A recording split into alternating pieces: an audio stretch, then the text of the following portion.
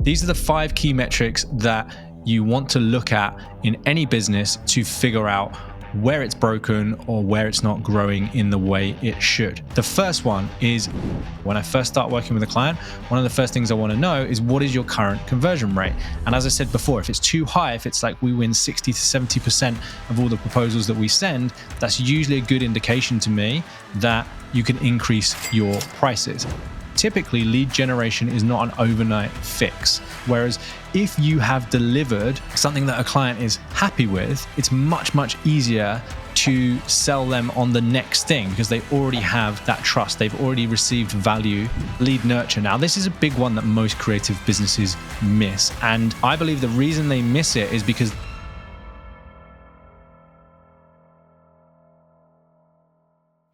if your business is feeling a little bit stagnant right now and you're not quite sure why, then I'm going to walk you through the 5 key metrics that you need to measure in order to figure out how to move forward and how to grow. So if I've never met somebody before and they tell me a little bit about their business and they're a little bit stuck, I look at these 5 key things. And these 5 things are what I actually learned from one of my mentors, Dan Bolton, who built a multiple 7-figure agency and now runs a coaching business that does over $150,000 in profit per month. So the guy knows what he's talking about. And I love this because it's so simple. So we're going to go through and we're going to score our business out of 10 in each one of these areas. And then hopefully you will start to see which area of your business needs improving the most. It's quite helpful to do this if you have a pen and paper and actually write it down or whatever you take notes on, just to store it somewhere and compare when you measure it again in a few months' time. So these are the 5 key metrics that you want to look at in any business to figure out where it's broken or where it's not growing in the way it should. The first one is lead generation. Out of 10, what is your ability to generate leads? The second one is lead nurture. When you generate leads before they become a customer, how good are you at nurturing those relationships and pushing them through your pipeline to get them to do the next thing or to at least stay top of mind? Number 3 is conversion. What is your conversion rate from the number of proposals you send out or presentations you make to closed deals? Number 4 is delivery. How close do you get your clients to the outcome that they want when they work with you? So are you giving them what they promised and are they happy with the result that you deliver?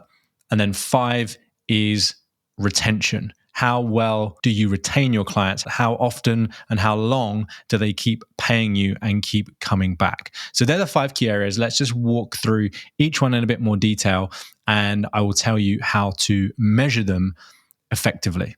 So lead generation, a hot topic, right? Everybody talks about this. Daniel Priestley says that everything is downstream from lead generation, and I don't disagree. Business definitely is easier when you have an abundance of leads. But how do we know where we are on that scale from 1 to 10? And the way that I measure this is I work backwards, actually using one of Daniel Priestley's metrics from his LAPS formula, which stands for leads, appointments, presentations, and sales. Really, what we are looking at is the top of the funnel, as it's often referred to, should be 50, and the bottom of the funnel should be 2. That means that if you generate 50 leads, you should be able to create 2 clients. So the easiest way to work this out is to figure out how many clients you would like to have in a year and then divide that number by 12. So let's just say it's 12 in a year, 1 a month. Then you would need 25 leads every single month in order to win 1 client. And that is just kind of based on industry standard. So Daniel talks about laps, 50, 12, 10, 2. 50 leads should turn into 12 appointments, 12 people wanting to speak with you, which should turn into 10 presentations, which should then lead to 2 sales. So you're kind of talking about a 20% conversion rate from presentation to sale. And again, that's kind of industry standard. So if you went and worked at a big company like Apple or Rolex or Google or whatever as a salesperson, you'd be expected to close a minimum of 20% of people that you presented to. If you start to go below that, you would be classed as an underperformer. So 20% is a good benchmark. If you get below that, it's not good. If you get above that, it's pretty good. Just a little caveat, you don't want to get too far above that. If you kind of start going up into the 60 to 70% range, that's probably an indication that you can increase your prices, but that's a whole nother conversation. So I know I'm talking a little bit faster than usual. This is just something that's very practical and very tactical. So let's just kind of go back to the start. There's 5 key metrics that you want to measure your business in to figure out what dials need turning in order to grow. They are lead generation, lead nurture, lead conversion, delivery, and retention. Right now, we're talking about number 1, which is lead generation. And in order to figure out how good we are at lead generation on a scale of 1 to 10, which is what we measure each one of these 5 metrics on, we basically need to look at how many clients we want every month and reverse engineer from there. So the ratio that we're using is 50, 12, 10, 2, or 52 are the 2 numbers that matter. 50 leads should turn into 2 clients. So do those maths. If you need 1 project or 1 new client every single month, are you generating a minimum of 25 leads per month? And a lead really is classed as somebody who is interested in having a conversation about how you might be able to help them. That's how I would classify that. So if somebody downloads something from my website, let's say they download a free copy of my book, one of the things that we ask them is, what's your biggest challenge? And are you looking for help with that challenge? If the answer is yes, then we would class that as a lead, because that's somebody who's expressed an interest in us helping them to solve a specific problem that they have. So that's how you can work it out. So if you're generating the number you need to every single month, you'd be a 10. If you're not generating any leads right now, you would be a 0. One of my other mentors, a guy called Taki Moore, who coaches, he often talks about this concept of where your lead flow is. And he talks about several different areas. He says, are they flooding, like you've got way too many leads than you can handle? Are they flowing? It's just like a nice amount of leads. Are they dripping? So they kind of come in every now and again, or is the pipe rusted shut? And I kind of like that because it's a nice metaphor and it's a bit of a softer way to measure. So you can kind of measure on those scales, but you should be able to get an intuition, at least as a minimum, about where your lead flow is. But in an ideal world, if I was sitting down with you one-to-one and we were figuring out what is broken in your business, I would want a number from you. How many leads did you generate this month? How many leads did you generate last month? And if you don't know those numbers, then that in itself is a bit of a problem. So that's number 1, lead generation. Where are you on a scale of 1 to 10? The next one is lead nurture. Now, this is a big one that most creative businesses miss. And I believe the reason they miss it is because they don't do a good job at capturing and monitoring people who express an interest in working with them. And so what I mean by that is, let's say someone says, hey, I would love to talk to you about a potential branding project. You get on a call with them, they don't become a client, then they kind of just get lost and forgotten about. It's like, oh yeah, there's that person where it was out of budget. And so that data isn't going anywhere. We're not using a CRM. We're not using anything to track those conversations. The other reason I think creative businesses really fall down on this is because most people don't have a way of potential clients expressing an interest in working with them other than a contact form. So it's basically like, unless you actually want a particular project, we have no way of capturing data. And that's why I'm such a big advocate of things like Score App that Daniel Priestley founded. I'm big advocate of irresistible offers, lead magnets, giving someone something that helps them to solve that problem before they actually part with cash, before they actually get to the point where they need a rebrand. So I think we do a bad job of capturing that data so that we can continually communicate with people who are on that list. And even if it's just starting a newsletter is better than nothing.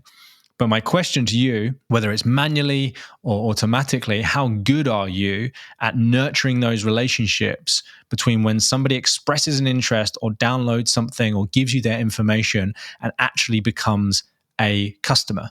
So score that from a scale of 1 to 10. I would say on the 10 side, it is we've got regular communication going out to people who we've never worked with or we've worked with previously, and it's around the problems and the challenges that they have, and it's delivering value, and we are seen as top of mind for those people. That's kind of a 10. A 1 is we really don't have anything. We're not communicating with those people who have expressed an interest in working with us. We don't really have any kind of offer or lead magnet or any way to capture people's data unless they fill in a contact form on our website. So that's number 2, lead nurture. Number 3, lead conversion. So this one is fairly self-explanatory, but the actual metric I'm interested in is the 10-2 that we talked about before, the 50-12-10-2. I'm interested in the 10-2. So out of the proposals that you've sent out, let's say in the last month or 90 days, how many of those became clients or how many of those were projects that were won? Again, I'm always surprised by the fact that a lot of creative businesses aren't tracking these numbers. They don't have a CRM. They don't have an easy way to record this, but it's a really, really important number. When I first start working with a client, one of the first things I want to know is what is your current conversion rate? And as I said before, if it's too high, if it's like we win 60 to 70% of all the proposals that we send, that's usually a good indication to me that you can increase your prices. If it's a lot lower than that, then that's usually an indication to me that you have either not qualified people properly or you're not having a proper sales conversation. So where is your percentage? I would say a 10 out of 10 is in the range of 50 to 60%. I would say a low number like a 1 or 2 out of 10 is below 20%. So where is your lead conversion? So hopefully now, as we're going through, you're writing these 5 things down and you're giving yourself a score out of 10 for each one of these. And then you can see which thing has the lowest number. So let's talk about number 4, delivery. Now, this is one that most people are fairly confident in. They feel like they deliver good work for their clients. Clients are happy when they deliver that work. And in general, they have lots of good testimonials and they have lots of good case studies that clients have given them. So this isn't usually a huge problem. But the way that I measure this metric, as I said at the beginning, is how close are you to getting that client the outcome that they want? Or another way of saying that is, how close are you at getting that promise, the reason they signed up to you, the reason they started working with you? How close are you to getting that? Now, without getting down a whole different rabbit hole of the difference between an outcome and a service, like, did you build them a website and you delivered that website? Well, technically you delivered them what they asked for, but did that thing actually get them the outcome that they wanted? And if the answer is no, then, that's kind of a low score. So often, I remember when I was running my marketing agency, we built websites for people and we often didn't find out what that end result was. And we often just did the thing that they asked us to do. And so actually that number would be quite low because we didn't take the time in that sales conversation to really figure out what it was that client wanted. And that resulted in us just delivering something they asked for, but it didn't always get them the outcome that they wanted. So a great delivery is really when the client is happy because it got them the thing that they thought that they wanted. It wasn't just like they got a new rebrand, they got a nice shiny new logo, they got a nice website. What was the result of that? What were they hoping to get from it? And did they get that from it? Now, you can't always measure that straight away, but you should be able to measure that over time. And you should be asking your clients for testimonials. You should be creating case studies. So that's a good way to measure your delivery. So that's number 4. Then the final one is retention. Now, I get asked about this a lot. Often people come to me and say, I need to find a way to get retainers. I need more retainers. Retention is really about finding a problem that is either an exponential problem, as in when you solve the first part, it creates more problems, or a recurring problem. And so a good example of a recurring problem would be content. It's like if you're a content creation agency, it's easy to create retainers because people need content all the time. Or if you're a design agency, it's easy to design content for people because people need content all the time. Now, if you're a web development agency, people don't need websites all the time. But once you solve that initial problem of the website, what is the next problem that's created? And it might be to increase traffic. It might be to increase awareness. It might be to increase conversion. It might be to measure things better. Like, what's the next problem and how can you anticipate that problem? And that will be one of the significant factors when it comes to retaining clients. So again, one of the easy ways to measure this is out of all of the customers that you worked with, how many are still customers now? The answer is most of them. then great, you're really good at retaining people. If the answer is hardly any of them, then you're really bad. You have a retention problem. So you should now have a score for each one of those 5 areas out of 10. When I'm looking at this and I see scores, one of the easiest things to do is look at where the score is the lowest. Now, you might say, well, Matt, all of my scores are really low. If they're all 2s and 3s, then obviously there's a big problem across all of the business. It's about which one is easiest to fix. So if, for example, a business is 3 in all areas, one of the things I might look at first and foremost is retention. I might look at the people that you've already served. How could we keep them as clients rather than just them being one-off customers? How can we increase the lifetime value of that customer? And one of the reasons I would do that over maybe looking at lead generation is because typically lead generation is not an overnight fix. There are different things that have to be put in place. Whereas if you have delivered something that a client is happy with, then it's much, much easier to sell them on the next thing because they already have that trust. They've already received value and they're much more likely to continue to spend money with you. And so that's kind of a quick win. That's an area that's really easy to implement change and increase revenue and start to get those numbers up. So if we have the delivery and the retention numbers high, the lead generation, lead nurture, and lead conversion becomes less important because we're delivering and we're keeping clients. In fact, sometimes we will almost turn off our lead gen and lead nurture so we can just focus on creating the best product possible, creating the best experience possible, and keeping the current clients that we have. And so we then kind of build that up in the background. Any leads, any interest that drips in, we create wait lists and we kind of build more demand than we have supply. And again, to quote Daniel Priestley in one of his books, Oversubscribed, that is one of the fastest ways to be able to increase your price. So if it's all low, I'm looking at where's the low-hanging fruit. Now, if your delivery is poor, if you are not getting clients what they want and they're not happy, that's much harder to fix. And generally, I don't touch businesses like that. We're predominantly working with people who are very good at what they do already. They get clients, great results. Clients are happy, but there are other areas of their business that they don't feel are working. And a retention is one of the areas which is quite common, especially in the kind of branding space, especially in web development, things like that, UX design. The retention piece is hard because often people don't know what the next step is. And if you don't anticipate that next problem, it often becomes difficult to solve in retrospect or in hindsight because the moment has kind of already passed. So one of the keys to retention and getting clients to stay longer is anticipating the problem they're then going to face when you solve the current problem that they have. So they are the 5 key areas of business that I look at when a new client comes to me or even an existing client who is struggling. I had a conversation with someone who we've been working with for close to 2 years now, and they were like, we're all good, thank you. We're happy, we feel like we're doing the right things. I said, yep, no problem. Let's just quickly run through these 5 metrics. And very quickly, we realized that there were areas of the business that really still needed improving, but they were a 9 or a 10 in delivery and retention. So we really just needed to work on the nurture and conversion piece. And so that's what we started to focus on. So it's just a really great tool in order to figure out what areas of your business need the most work.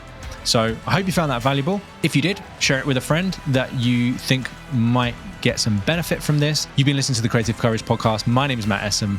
Thanks again for being a listener and a subscriber.